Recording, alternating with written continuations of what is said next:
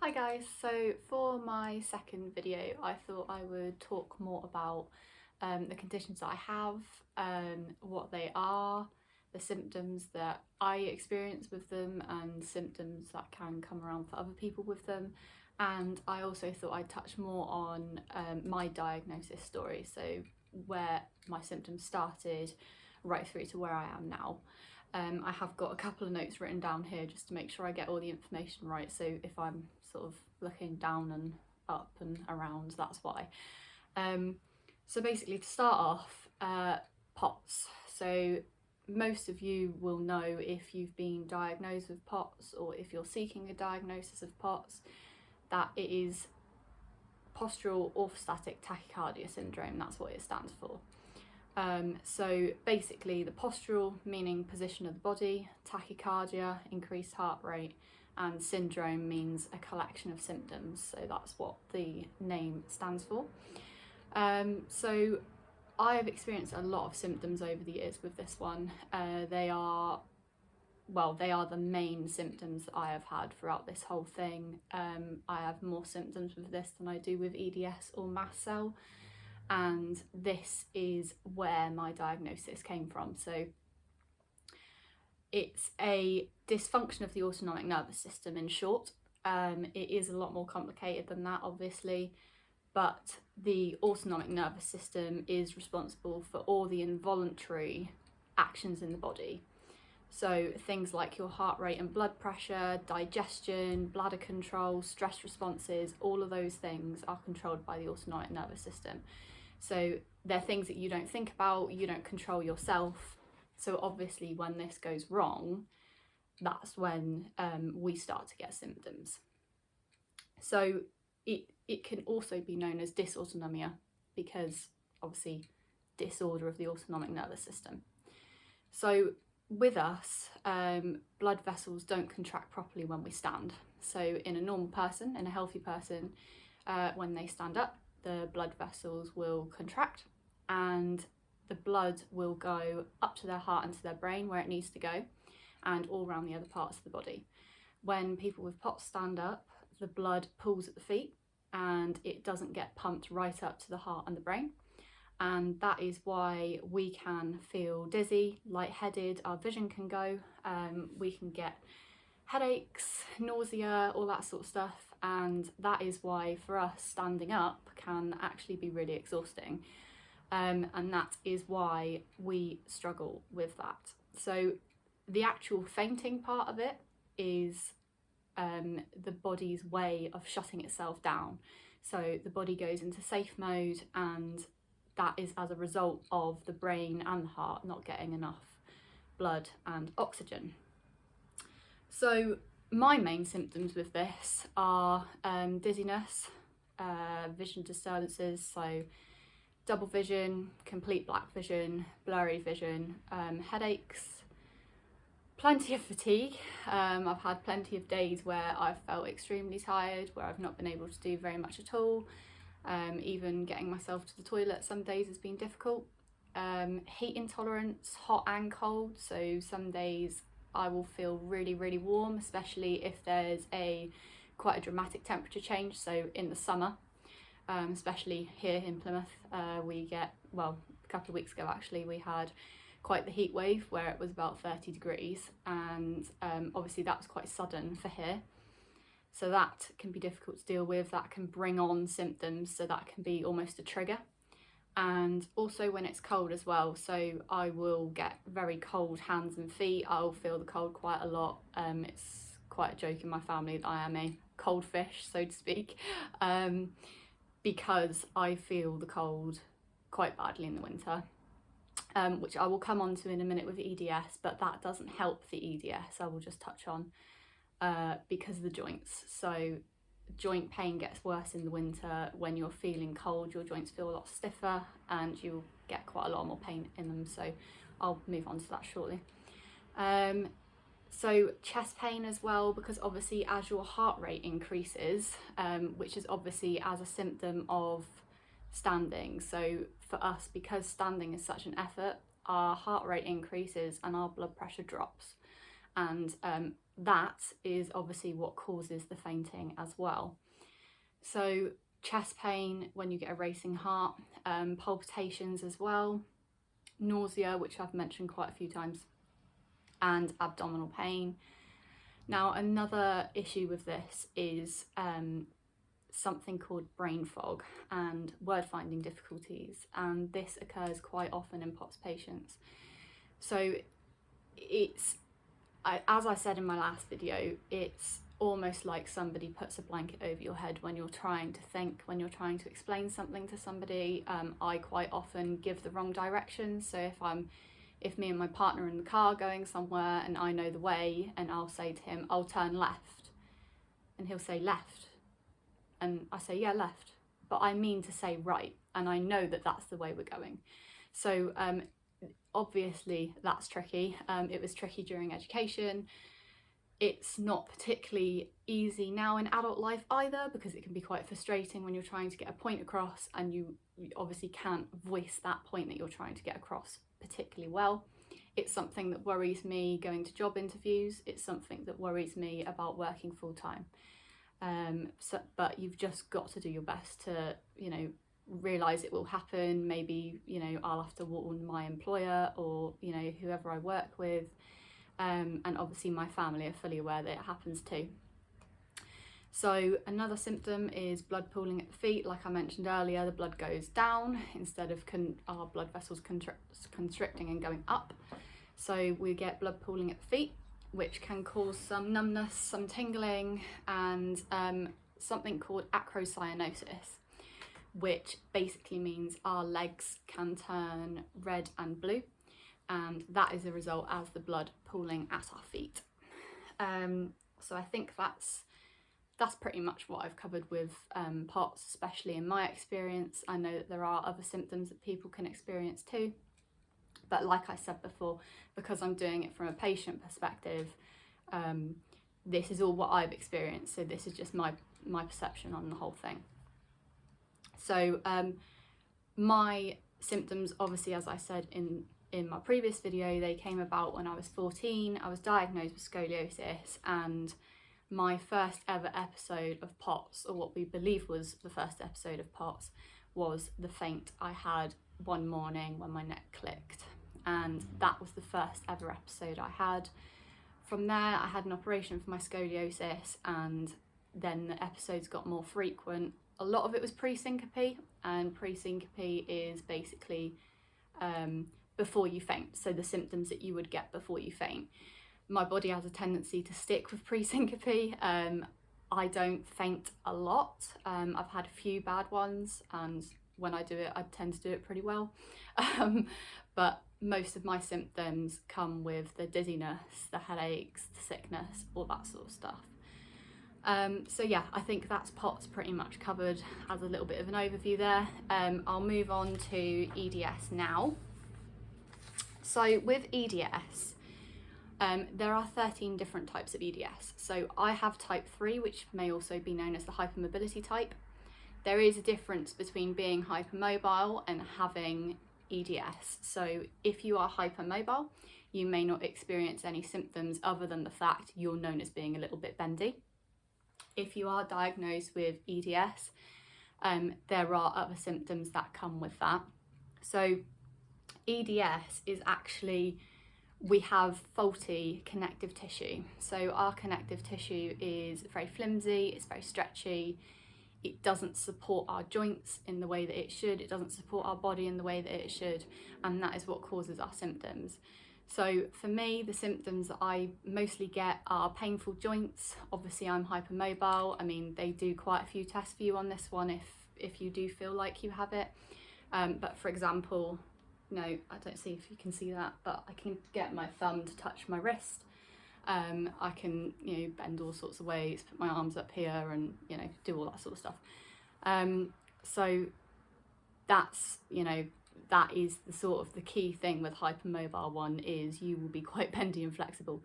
And obviously, as I said in the last video, for somebody who's had an operation on their spine, I am still very flexible at the hips, so I can touch the floor and put my hands flat down. So a lot of people suffer with dislocations and subluxations with this. I have been quite lucky. I don't get dislocations. I've subluxed my shoulder a couple of times. This was a few years ago, but now that I'm fitter, now that I work out, now that I do more exercise, I've built up the muscles in my body. So thankfully my joints seem to be pretty well supported at the moment. I know for some people this is just, you know, they would not be able to do this. And like I say, I'm very lucky that I have been able to.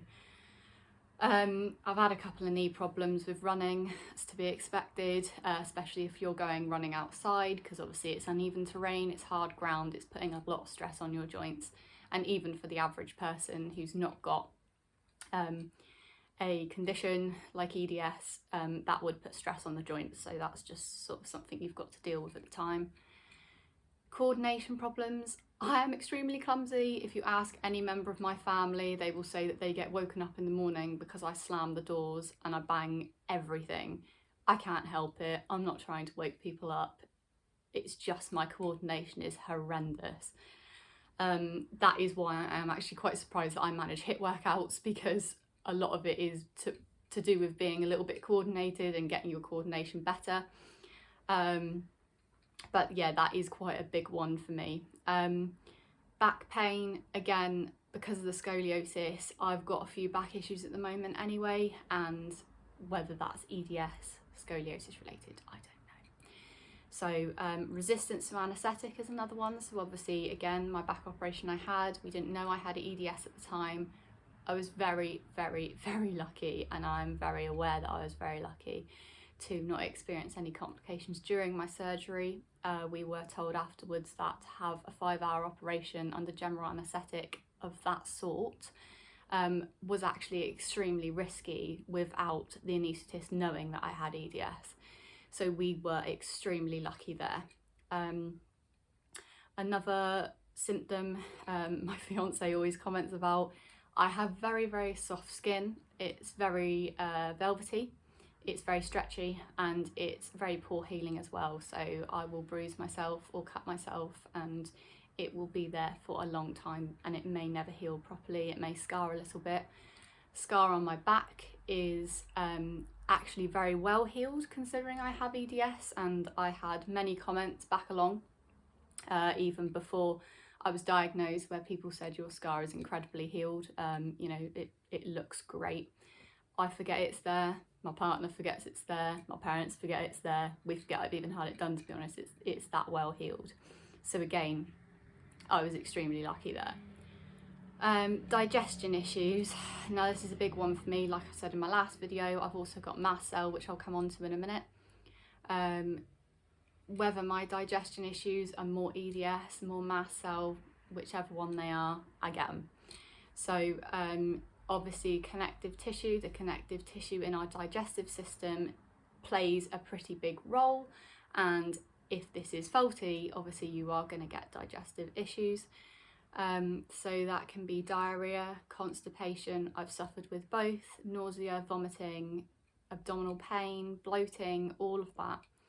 And I think I've mentioned before that EDS is for me, it's the first condition.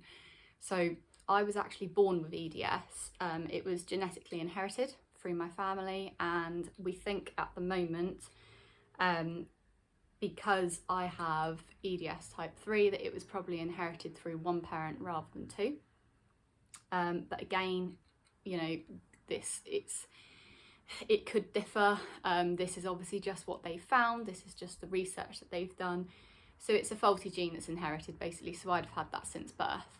And that is what has triggered my POTS. That was the first condition, and POTS is my secondary condition.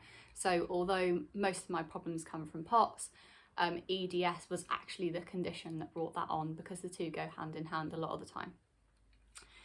So there's no specific treatments for this. I've had physiotherapy quite a few times, which have targeted specific areas of my body that I've had problems with. I've had it on my hips, I've had it on my shoulders, I've had it on my back, I've had it on my wrists, because I used to sleep with my wrists bent in, so then I'd wake up with quite a lot of pain. I used to sleep with wrist braces on to make sure that my wrist stayed straight, which was quite uncomfortable, so I did stop using those, and thankfully now I seem to have corrected it myself somehow in my sleep, so that's obviously a good sign. So I think that's pretty much it for EDS. Obviously for some people it is a lot more complicated than that. Like I say, I am quite lucky that my EDS isn't horrific. It's pretty manageable from day to day. I know the symptoms I get, I know how to manage them fairly well. With my exercising, I cope pretty good. My joints will hurt, I will ache, obviously things are difficult. Sometimes my ankles in particular feel quite weak on some days. You know, sometimes when I'm running I'll sort of stumble a little bit, feel like I'm going to go over on my ankle, but day to day it's pretty manageable. Now going on to mast cell, this is a bit of a difficult one. There's not an awful lot known about mast cell. I believe it's pretty rare, but it does go hand in hand with the other two conditions. So with mast cell, we have abnormal mast cells or an abnormal release of chemicals that are contained within them. So there is an overlap with mast cell, POTS and EDS, and that is very, very complicated. So this is why there's not an awful lot of information I'm going to be able to give you here. And I have looked quite a few times. So it occurs when the body has a normal number of mast cells, but they don't function properly. So our mast cells don't do the job that they should. They're part of our body's immune system and they help to fight infection ultimately. So they're involved in the allergic and inflammatory reactions in the body. And when they're activated, they release something called histamines, which you will know about. You'll know all of this. If you're going through this, you probably know all of this, so you might want to skip ahead. But I thought I would just give a little bit of background information here for people who may not be as aware, who may not have got the information for themselves, who may not have had the privilege of having that information shared to them, that this may be just a little bit helpful for them. So with the histamines, they are obviously released when the mast cells are activated.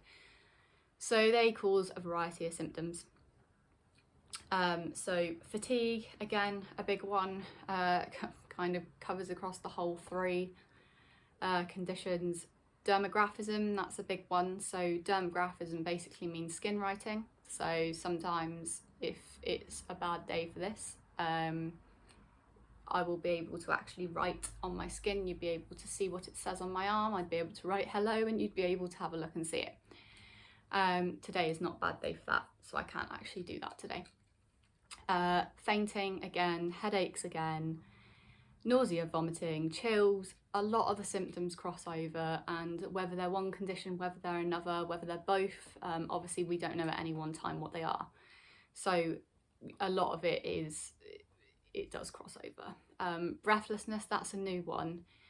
I do get quite breathless. You might actually notice me today. I am a little bit breathless today. That might be because I'm a bit tired.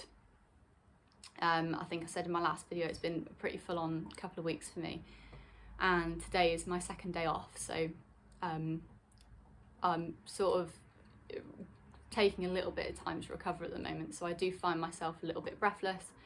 This morning I did actually run 10k. I ran 6.2 miles this morning, so that's probably one of the reasons why I'm quite tired today. Skin swelling and fluid retention. Now this is a big one that I suffer with. My fluid retention is pretty horrific day to day. I can go up from about, I don't know, 4, 5, 6 pounds in a day without even thinking about it. I don't eat a lot. That's not because I've been eating all the biscuits in the cupboard. It is literally just fluid retention. Now if you have POTS, or if you know about POTS, you'll know that we are told to increase our fluids and our salt intake too. And obviously if you're increasing your salt intake, that will cause you to hold on to more fluid. I don't actually put too much more salt in my diet at the moment because of the medications I'm on. I don't actually need it. I am going to touch on my medications in a minute when I go through my actual timeline of events. But I was on a medication called slow sodium, which does what it says. It releases salt slowly, releases sodium slowly into the body, and I was on that for quite a while, but because of this fluid retention and bloating I've been getting, we're actually trialling me without it at the moment. And to be honest, the bloating hasn't improved an awful lot. I think it did cut it down, but I think it's so unpredictable. We're not really sure whether it was the tablets what's causing it or whether it was just the mast cell in the first place. And all of that is to do with fluid retention. Obviously, you don't gain 3 to 4 pounds in a day. Not even if you ate the most ridiculous amount of food would you gain that amount of weight. And as a young girl, young woman, that can actually be really hard to deal with. So I am quite health conscious, I am quite fitness conscious. I like to look after myself. I think because of what I have been through since I was 14, I am very conscious of looking after my body and trying to be as healthy as I can be to lead the best life that I can.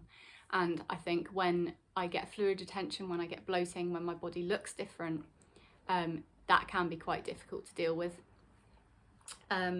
So when I say bloating, everybody bloats. You eat food, it's got to go somewhere. Obviously your stomach will swell, but this bloating is extreme. It's excruciating, it hurts.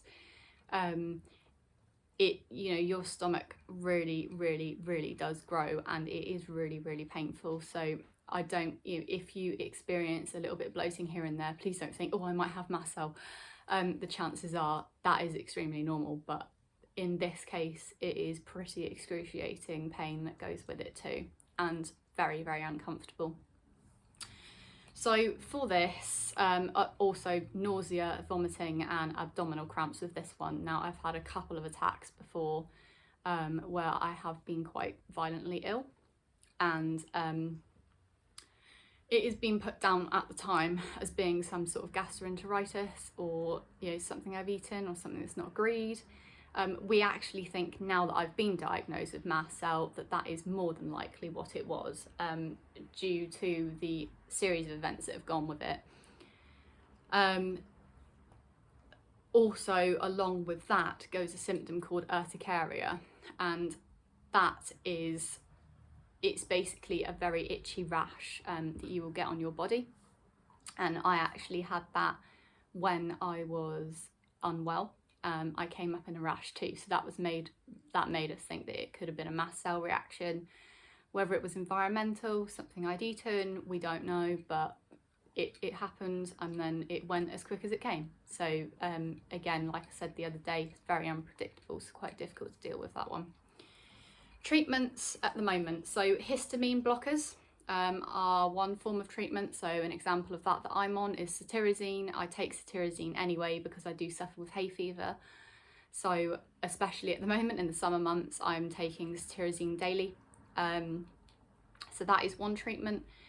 And another medication that can help are stabilizers. So they stabilize the mast cells and stop them releasing the chemicals.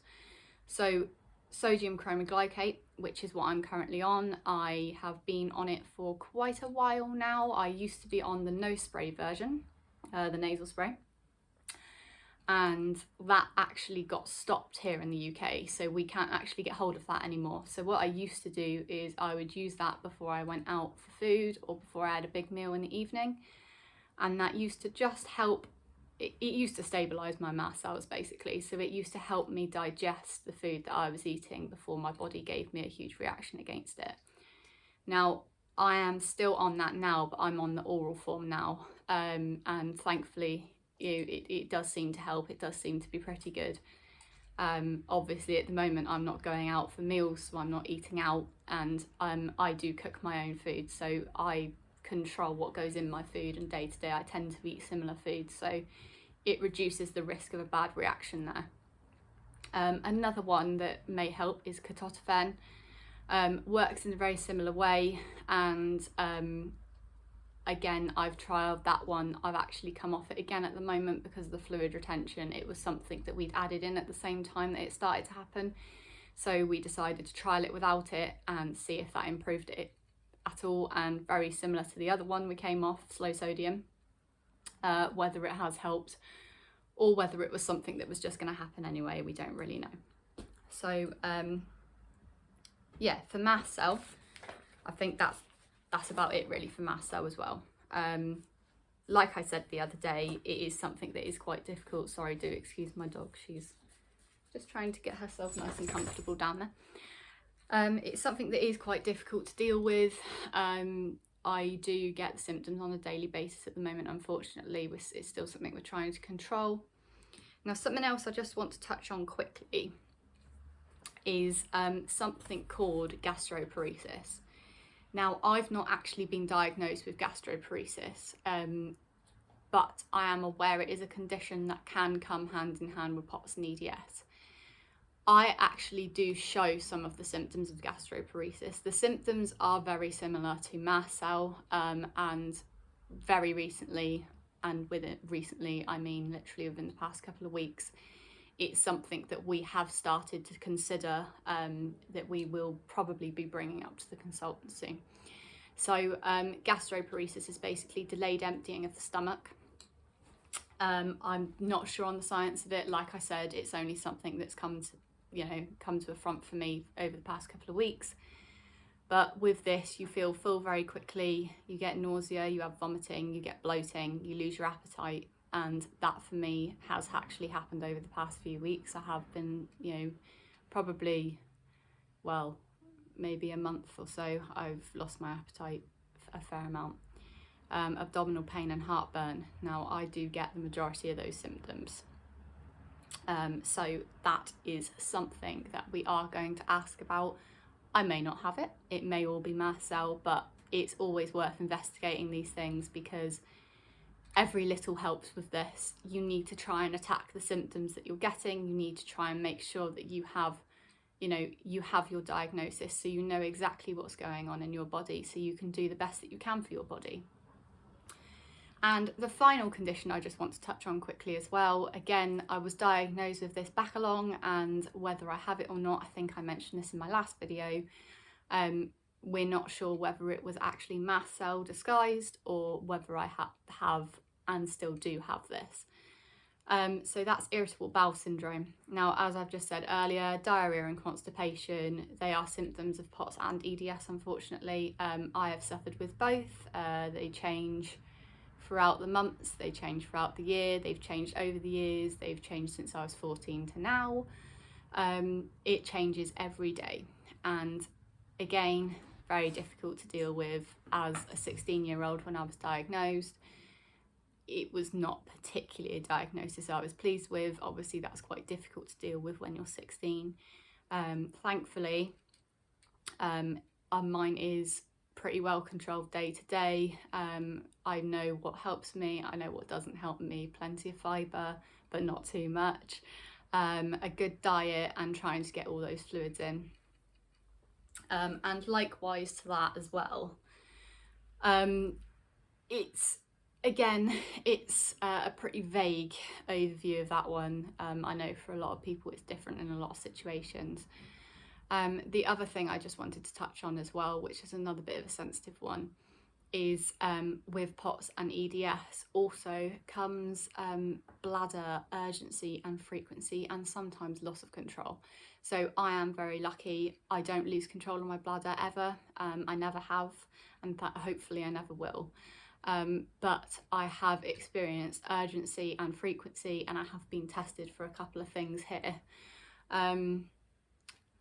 Extremely difficult, very, very difficult. Journeys in the car, couldn't travel for more than 15 minutes without needing to find a toilet. You didn't need to go. It was all irritable. It made you feel like you needed to go when you didn't. Sometimes you would need to go. Sometimes it was an overproduction. But still, nonetheless, very difficult to deal with. And thankfully now, I am actually on Mirabegron, which is a tablet that is helping me with that. So, like I said, I'm actually now going to move on to my journey, and I will probably have to look at my bits of paper for that because it's been quite a few years, as I've said. So, as I said in my last video, I was diagnosed in 2012. My scoliosis happened first in 2009. So I was 14 when I got the diagnosis of scoliosis, was told it was mild, didn't need operating on. I then had my first faint or my first fit, whichever one it was, We're not entirely sure. And that was the episode that I've explained before, when my neck clicked when I was doing my hair, and I lost all my vision and I fainted on the bed, and my body seemed to convulse, but we're not sure whether that was just because of a reaction of my nerves, or we think it was just a simple fit because of POTS. Obviously I don't have epilepsy, thankfully I was tested for that, so it wouldn't make sense for it to be a fit, basically. So that summer in 2009, still 14, I had the operation. I had corrective surgery on my spine, so I've got 2 titanium rods either side, held in by about 14 pins. Day to day, don't know it's there, completely forget it's there. I do suffer with back pain. There is suspicion that because obviously I had the operation before I knew I had Ehlers Danlos or anything, before I was diagnosed, I do think that I may have a couple of lower back problems down there, but it's not too much to worry about at the moment. I just try and keep my core strength strong, try and keep the muscles in my back pretty strong, do exercises that I am able to do, because let me tell you now, I can't do press-ups and I can't do sit-ups. So ab exercises and press-ups, I can just about do press-ups on my knees, and I will show you a video of me doing this one day. Like I've said before, my HIIT workouts are pretty advanced now because I've been doing them for a good couple of years. So burpees, squat jumps, lunge jumps, running on the spot, mountain climbers, all that sort of stuff I do. But yeah, the press-ups and the sit-ups are a no-go, which I am assuming is because of the limited flexibility in my spine. Either that or I'm just extremely weak, but I would hope to think that's not the case. So operation went great. I was anemic afterwards, so I was very dizzy, lightheaded, felt quite sick a lot of the time, but it was really to be expected. I was only 14, I was quite small when I was 14, and I'd obviously lost a lot of blood during the operation. So that wasn't really anything unusual. It wasn't a cause of alarm. I was on iron tablets for a few months or a year or so, and then once my levels were back to normal, I came off of those. So then I had further POTS-like episodes from there. Basically, after the operation, I would have quite a few episodes in a week. They came out of nowhere. We weren't really sure what they were. They would present themselves in different ways. So it would either be the classic dizziness, vision going, pre-syncope type symptoms, or sometimes it would be brain fog. I tended to zone out quite a lot, so my parents could be talking to me about something and they'd suddenly be aware that I just wasn't responding, and that would be because I had missed the entire conversation. That's not because I wasn't listening to them. They could have been talking to me about, anything, even watching a TV program. It would happen, I'd suddenly be staring into space and they basically had to bring me back into the room. So that was almost an unusual episode of brain fog for me.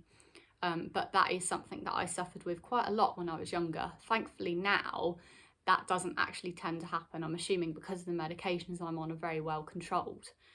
And obviously my symptoms are a lot better controlled now. I'm assuming that that is probably why.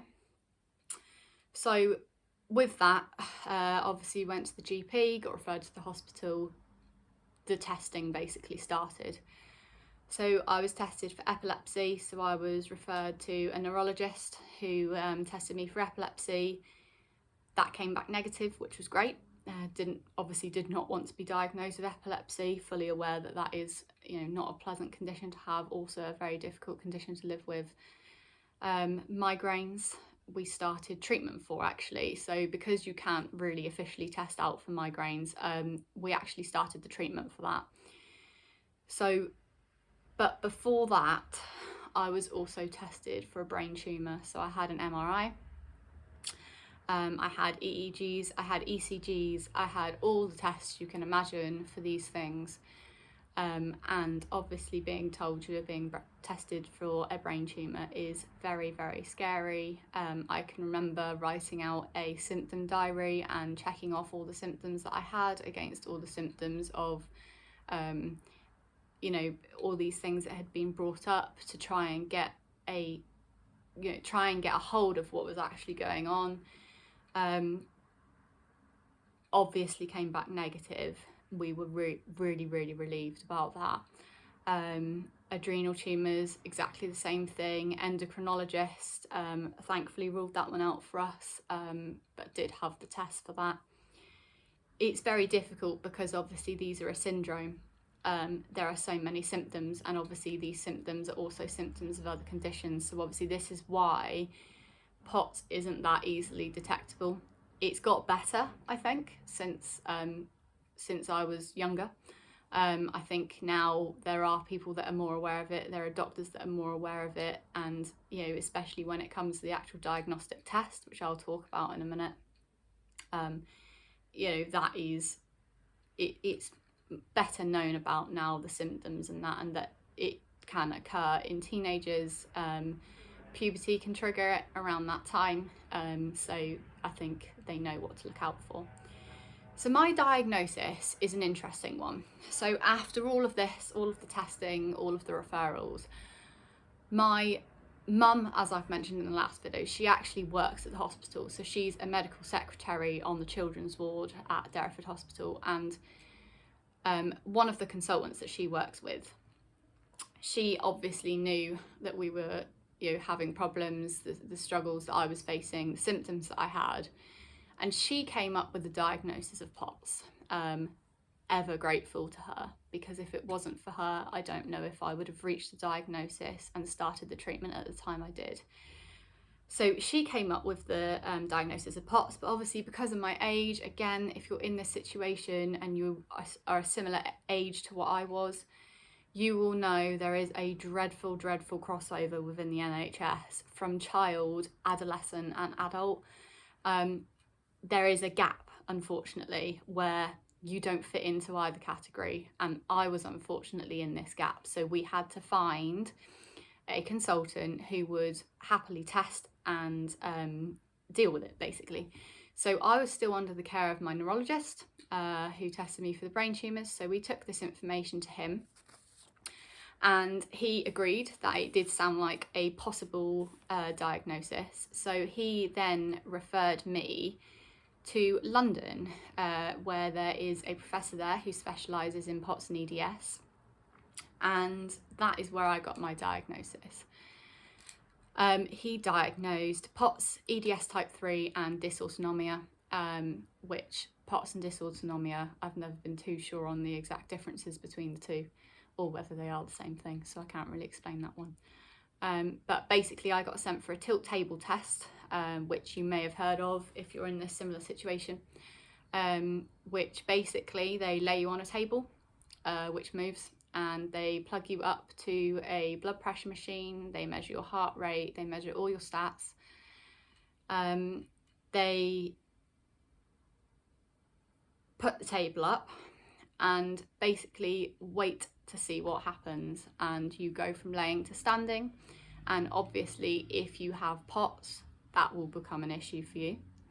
No surprises, it was an issue for me. I started to feel funny. I had to tell the nurse I needed to lay back down again. That was within 10 minutes of the tilt table test starting. Apparently my blood pressure plummeted. She was getting quite concerned, so she was ready to call in a consultant in case we needed any extra help. And obviously positive diagnosis for POTS. So that was where my diagnosis began. So then started the medication. So I was started on propranolol to begin with, which is a beta blocker, quite a well-known one. You may be on it, you may have been suggested to go on it. It didn't work for me. It made my symptoms worse, but that's not to say it won't work for you. That's not to say it make your symptoms worse. Like I have said quite a few times, and I do want to keep making this point, everyone is different. Everybody's needs something different. Everyone's bodies react in different ways. What works for me may not work for you, and what works for you may not have worked for me. So obviously when it comes to medication and stuff, you'll probably want to take what I say as a pinch of salt. Definitely go with what your consultant suggests, because he will probably know exactly what you need from where you've come from, and will be happy to experiment with you to find something that works for you. So we came off the propranolol, started on midodrine instead, which is for my blood pressure. So it's to increase my blood pressure to help it when I stand up, which it has successfully done. I'm still on it now. I'm on 5 tablets a day. So I'm on 2 5 milligrams in the morning, 2 5 milligrams in the afternoon, and then I take 2.5 milligrams in the evening. And the reason I take a lower dose in the evening is because obviously they don't want to spike your blood pressure too high when you're sleeping. So obviously when you're sleeping, you're laying down, you don't really need the help. I get up quite a few times in the night to go to the toilet, unfortunately. So quite often I will experience dizziness and lightheadedness, and there has been a few occasions where I've had a faint in the night. My little dog down there, she's currently fast asleep, but she actually experienced one with me, I think maybe a year or two ago, and she actually came out on the landing with me and she sat by my head until my parents came out to find me. So yeah, obviously she could sense that there was something not quite right going on there. Ivabradine, that was the next medication I went on. So that lowers my heart rate, it stops it from spiking up. Like I've said, exercise, I do a lot of exercise now. My heart rate does spike up, it goes higher than it should do, especially considering I'm on the tablets. I probably will never know my real heart rate when I'm exercising, because obviously this medication keeps it controlled, it keeps it where it should be. It's amazing. I can't explain the feeling to not have palpitations all the time. Not a nice feeling. Tightness in your chest can make you feel quite anxious as well. And that's something else that I should probably mention here. So it's sometimes, if you're having a bad POTS episode, it can almost present itself as a panic attack as well. And that's because obviously your heart rate is increased, your breathing increases, and as you're trying to breathe, your breathing is obviously getting more and more frantic. And part of that is because you're probably starting to panic, but another part of it is scientific. It is actually what's going on in your body. A couple of times it was sort of said, oh, you're just having panic attacks. And just panic attacks is ridiculous, because panic attacks are not very nice in the first place. But it's actually in us, it's not just a panic attack, it's actually something scientific within the body as well. And of course, panic attacks, they're not pleasant, and for anyone, even if they suffer from panic attacks, they are very difficult to deal with too.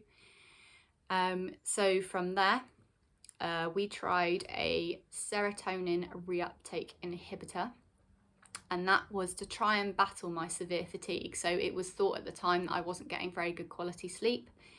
I would go to sleep at your average time, 10 o'clock, and I wouldn't actually be able to get out of bed until 10 o'clock the next morning.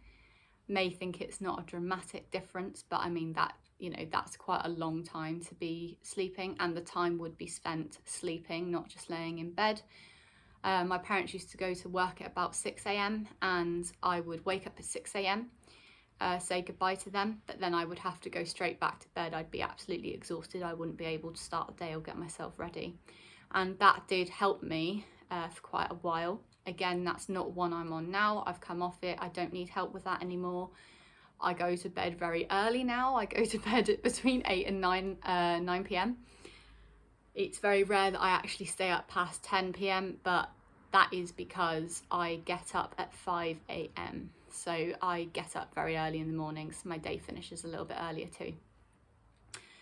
Slow sodium, that's another one that I started on. So as I said earlier, it's basically pumping sodium into your body. That one I've come off because of the fluid retention, and we thought it might not be helping that.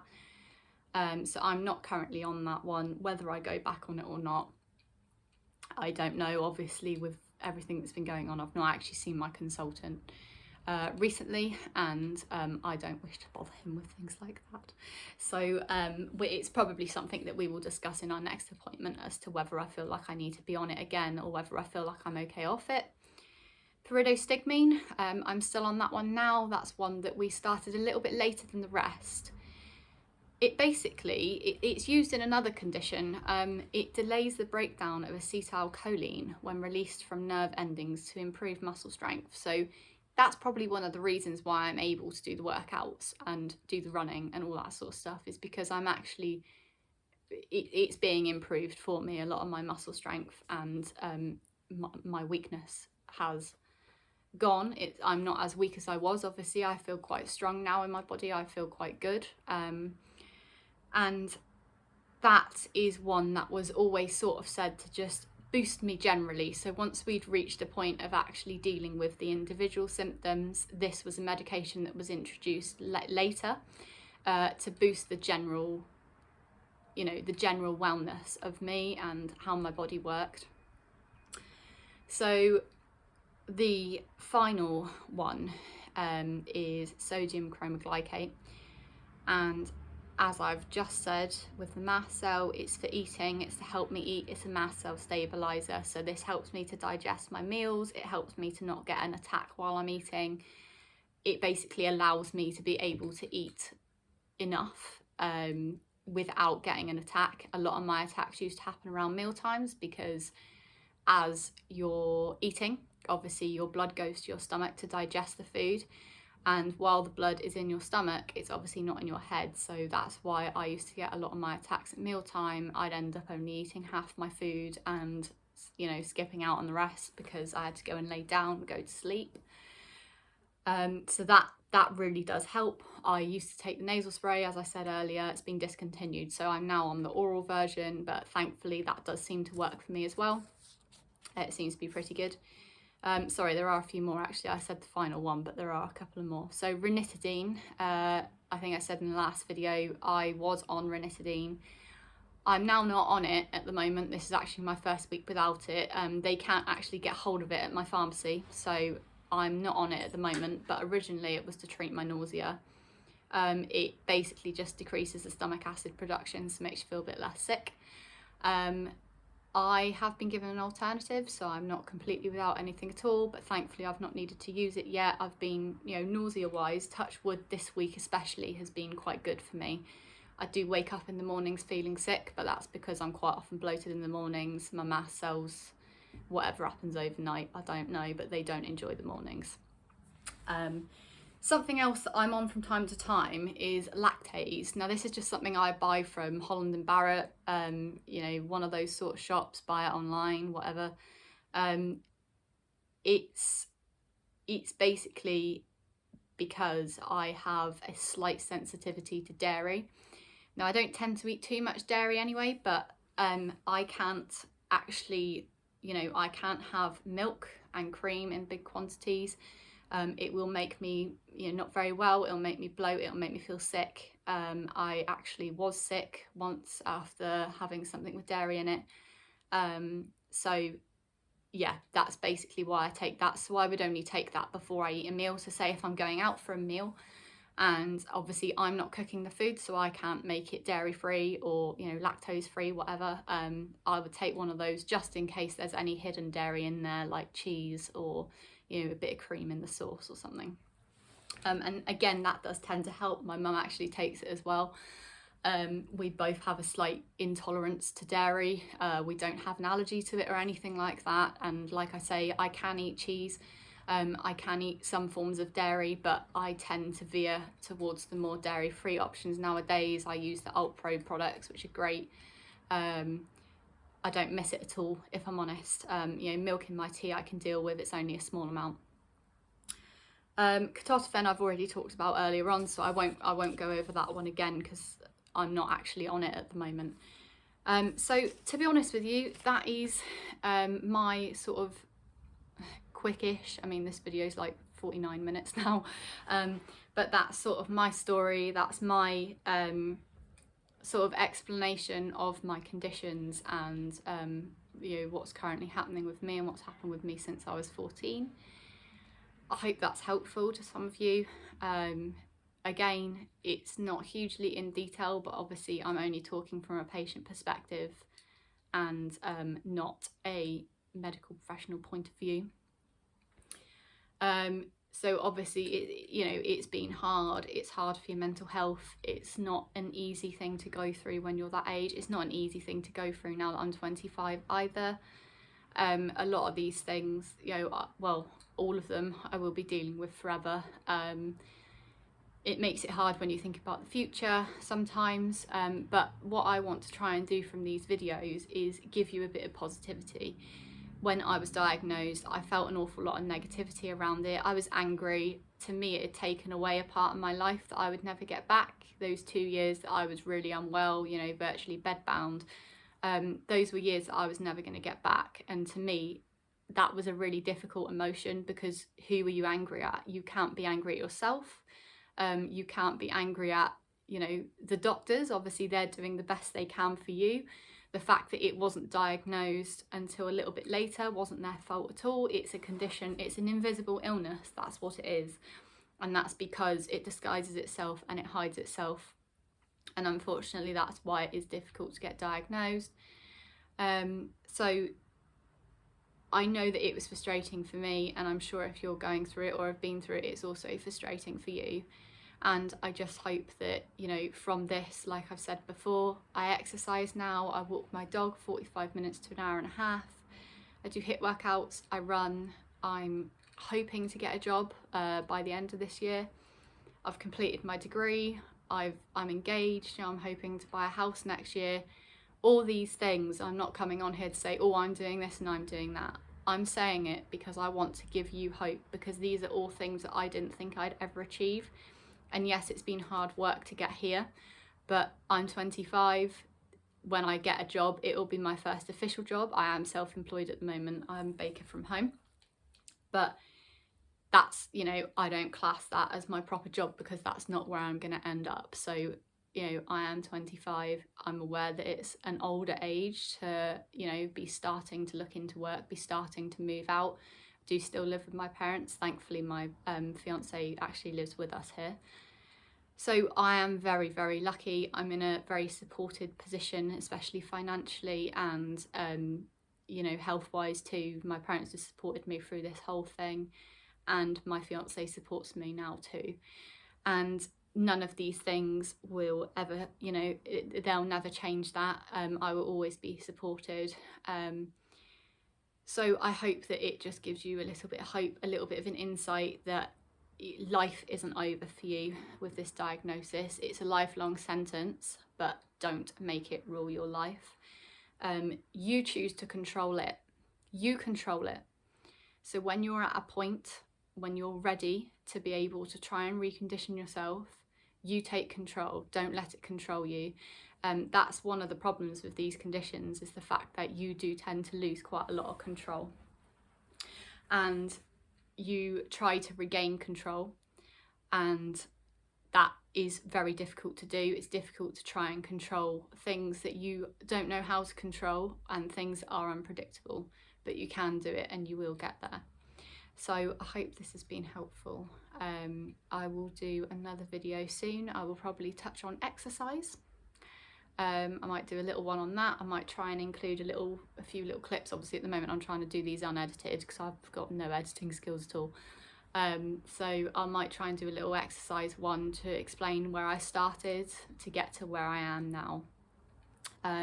So yeah, I hope you're all well. Again, this is the day after yesterday, so it's the day after I filmed the other video.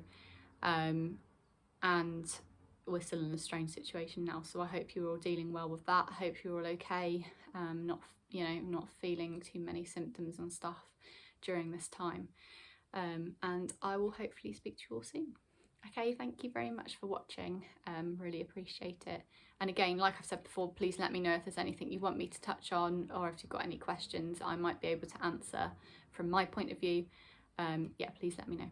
Thanks, bye.